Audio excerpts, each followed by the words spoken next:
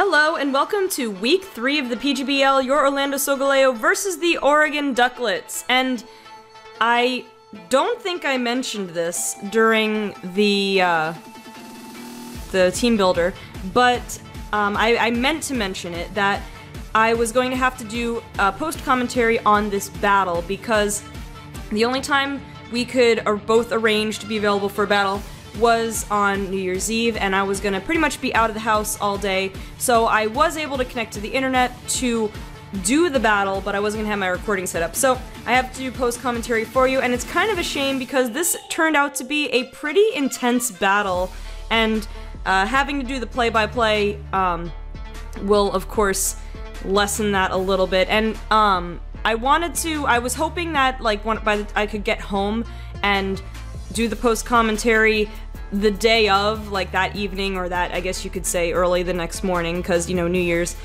So the battle was a little fresher in my mind, but I'm doing it the next day, because I got home at like 3 a.m. or whatever, so I'm doing this now.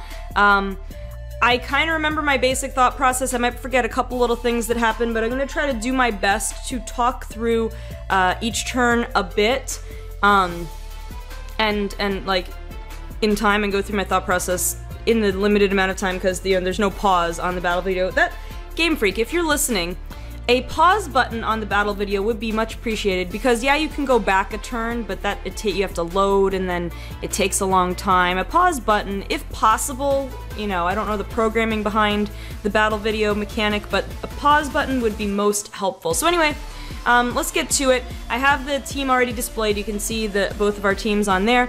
Oh, changes I made. I did go with the bold Clefable. As I was kind of mentioning in my team builder, I was on the fence, and I kept, you know, bold Solgaleo and bold Slowbro, kind of a risk.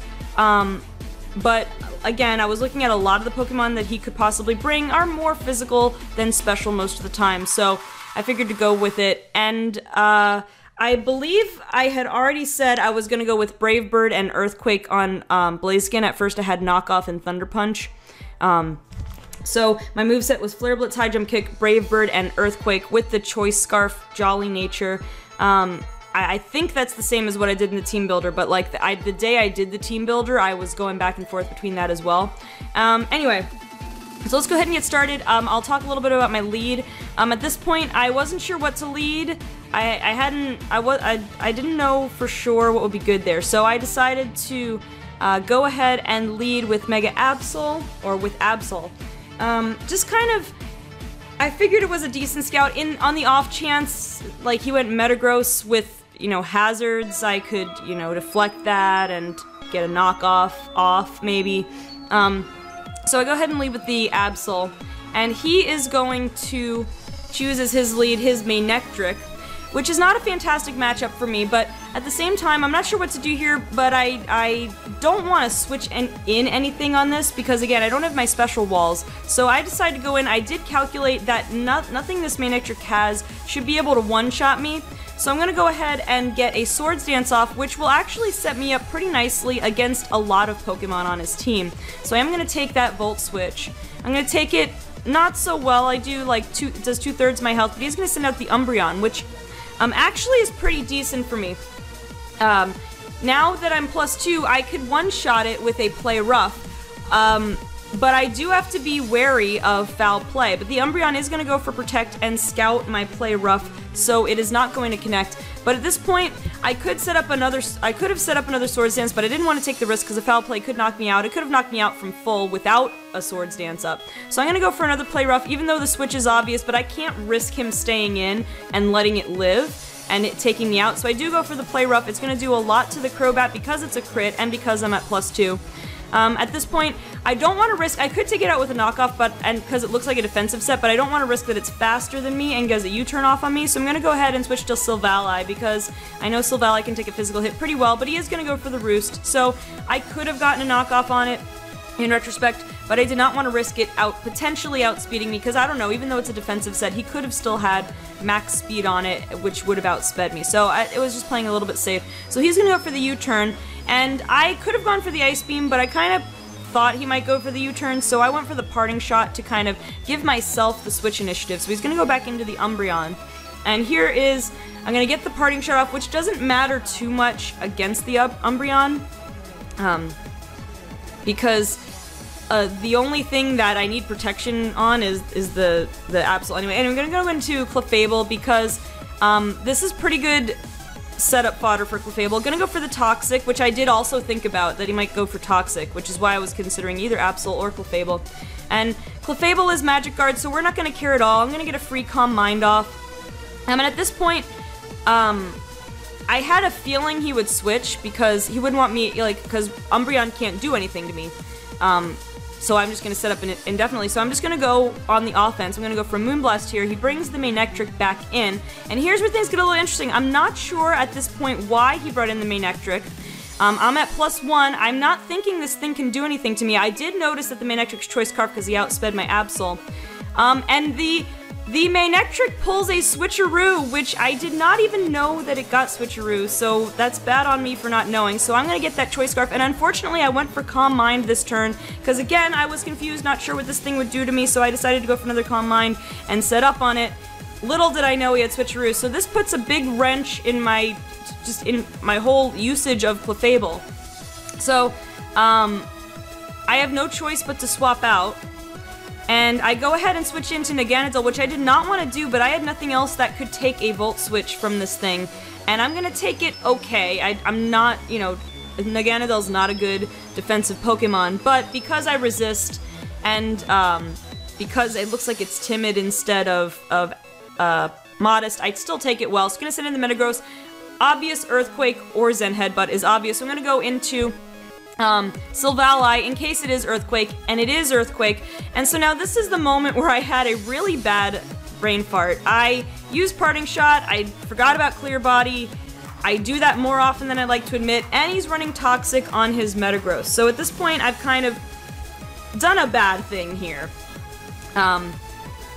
But, you know, if I had just hard swapped, because I didn't have any attack for this thing, I kind of wish I was running Flamethrower, because now it turns out he didn't bring the Landorus, so Ice Beam, there was no point in running Ice Beam. So I'm going to swap in Slowbro, because I could take even a knockoff from this thing pretty well. It doesn't seem to have the knockoff. Goes for Meteor Mash.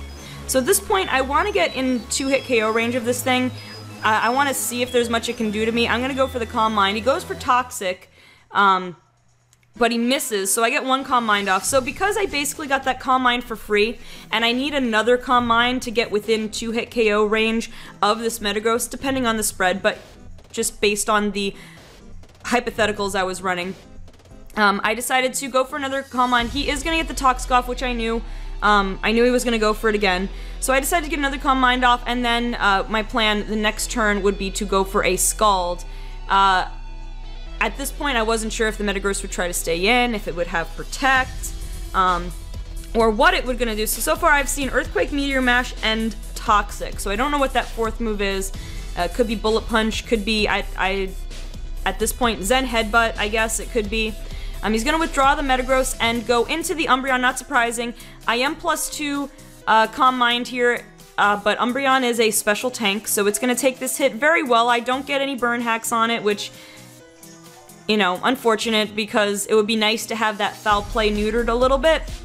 So at this point, I can't stay on this thing, so I've got to swap out into something, and at this point I figure I might as well make some use of Clefable. Clefable is kind of useless to set up with now, so it's just kind of there now to absorb hits, to absorb Dark-type hits, to absorb, you know, other things. The Umbreon's going to go for Wish. And of course, because Clefable is Choice Scarf at this point, I have to go for an offensive move. I don't want to switch anything else into this Umbreon. I know Umbreon's going to switch. He's going to switch into the Crobat. I kind of saw it coming, but I didn't want to risk. I just wanted to go and try to hit something, even though the Wish is going to heal it. I just wasn't sure what to do at this point, and the Clefable's just kind of there to be a punching bag, so I'm going to swap out the Clefable and swap back in the Slowbro, because I can take even a super effective U-turn pretty well. I know this thing can't have that much, if any, offensive investment. I take it really well, like you see. And he's going to go back into the Manectric. So I think it was at this point I made some calculations, and I made a risky play here, but based on my calculations, I was pretty sure that after Toxic and after a Volt Switch, because of leftovers recovery, I would still live this turn. So I was gonna go in for a Scald and just try to hit something. Might not have been the best choice, but I figured I'd try it because if I swap in on something, something else is gonna have to take a Volt Switch, and I was pretty confident Paul could take it. You see Paul does take it. I was nervous I wasn't sure exactly how much that toxic damage was gonna do, but I was gonna get the leftovers recovery on it anyway, so I was pretty confident I'd survive. Scald is barely gonna do anything, and again, we don't get the burn hacks. But it is what it is. Mainly, I just needed Paul to absorb that hit because I did not want to switch. I didn't want to switch anything else in on it. So now we're gonna take the poison damage, live on 6, and at this point I'm like, okay, I have to try to finagle throughout the rest of this game to swap Slowbro in and out until I use Regenerator to get my health back up. So we're kind of back to where we were a few turns ago. I swap in Clefable, the Umbreon goes for Wish, and again, I can't go for Calm Mind. I don't want to go for Stored Power in case the Umbreon stays in for whatever reason and doesn't protect. Oh wait, no. Oh right, that's what I did. I swapped out for the Silvally. I'm getting mixed up here. So I'm gonna swap out for the Silvally. That was because I was predicting either a switch or a Protect. So that's why I swapped the Silvally in. So I figured it was a free switch. I'd see what's going on. So of course, this is something I can't Parting Shot again. So I'm gonna hard swap again into Slowbro. I know that now, thanks to Regenerator, I have enough health to live something, I'm pretty sure. But he's gonna withdraw anyway and go into the Manectric. And so I just kind of get that swap in for free. I get that Regenerator health for free. I am gonna have to take a little bit of toxic damage again. But because it's turn 1 toxic, leftovers is gonna basically heal me more than the damage I took anyway. So I'm gonna swap out again. Again, I hate to use Naganadel to just... No, it was Clefable, sorry. It wasn't Naganadel, it was Clefable. I used Clefable to absorb this hit. I'm gonna take a lot of damage from a crit, and that's with Bold Clefable. I took that Volt Switch pretty well, so that was pretty nice. And the Mimikyu is gonna come in, and this is where things get scary. I'm stuck with my Clefable. I don't want to swap out and just give that thing a free Swords Dance. I have to get through its disguise. Mimikyu is an annoying Pokemon. I love Mimikyu when it's on my side. I hate having to face it, because, again, guaranteed Swords Dance or Z Splash or whatever. So now, he's gonna get at +4, and I'm just gonna start hitting it with Moonblast. Yeah, there's the +4. He's gonna get +4. I knew it was gonna happen, and I'm just gonna start hitting it with Moonblast and hope for the best. And there's the Shadow Sneak. Now, this is where I was happy I ran Bold, because I live, so I get another Moonblast off on it. But I'm really sad that I didn't run Unaware, because Unaware Clefable would have been perfect for this Mimikyu. I'm sad I didn't think of it. So at this point, I'm kind of worried. I'm like, oh great, I'm gonna get 6-0'd by this Mimikyu that I had no choice but to let set up. I thought about running. I'm like, okay, I have Sucker Punch on Absol, but I can't just go into it and he'll just stall me out with Swords Dance. So I made a risky play. I switched in with the Silvally on the off chance, because I thought there's a chance I live a Shadow Sneak. If he thinks he's slower than me, like, he doesn't know my investment necessarily in Silvally. If he thought maybe he was slower than me and had to go for Shadow Sneak, I thought maybe I'll live one and then get a Flash Cannon off to finish it off. But that is not the case. He goes for a Z move, which I'm okay with because, like I said, my main reason for swapping into Silvally, I hated to make this sacrifice, but Silvally was mainly... couldn't do much other than... again, if Landorus showed up, because I have my moveset for Landorus. So I made the sacrifice. I think I bluffed not having the Sucker Punch on Absol pretty well, because he ended up going for an attack. So I got that Sucker Punch, so I saved my hide right there. That was pretty intense, because I was sure I lost, but I think the bluff worked okay. So he's going to switch out the Absol, or switch out the Umbreon for Crobat, a move I could have seen coming. I went for the Play Rough. I just didn't want to risk Swords Dance again, just to not give him a free foul play. If he stayed in and went for the foul play, I wanted to at least get some damage off on him. So at this point, again, we're all just like playing around. We're playing a swap game for the most part. So I'm going to send Slowbro back in. Paul is getting that HP back up. I'm going to take a little chunk of damage from U-turn. Again, keep playing this cycle of getting my HP back up. So now at this point, because I don't have the Clefable anymore to absorb a hit from the Manectric, I decide I have no choice but to swap in my Naganadel again just to absorb the hit, because I know I want to keep Paul around a little bit longer. and I want to take a hit with something. I don't want to send in Blaziken yet, and I don't want to sack off Absol yet. So I'm going to take a Volt Switch. So at this point, I've taken about 40% HP, and I'm getting a little nervous. Like, okay, my main powerhouse is very weakened, but the Metagross is going to come back in. So pretty much what I've been doing every single time I see Metagross come out, I'm going to swap back into Paul. And Paul now is going to be at nearly full health, just playing that Regenerator game really well to basically, it's almost like having a 7th Pokemon on my team. So I'm going to take a little bit of damage from the Earthquake. We're going to get Leftovers Recovery and some toxic damage, of course. And at this point, did I go? I think he's going to withdraw, right? I went for the Scald because I just wanted to get some damage off. Maybe I burn the Metagross. He's going to send the Umbreon back in, which was, you know, predictable. And okay, at this point, I thought I want to get a free switch on something. So I didn't want to sack off Paul. On the off chance that the Umbreon went for Wish or something, I wanted to send in the Absol. So I'm gonna swap for Absol if he went for Wish or Protect or something like that. But he went for the Foul Play, which is kind of predictable because Foul Play was gonna do a lot to Slowbro. I don't know if it would have taken me out from there. It might have, but I'm gonna sack off the Absol.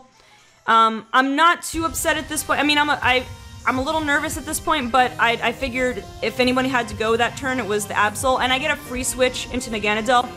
I know a Foul Play is not enough to take me out, and he's gonna actually go for Protect, which I'm surprised, because I knew I was gonna go for a Nasty Plot no matter what. It was kind of a misplay on his part, because I got a free Nasty Plot.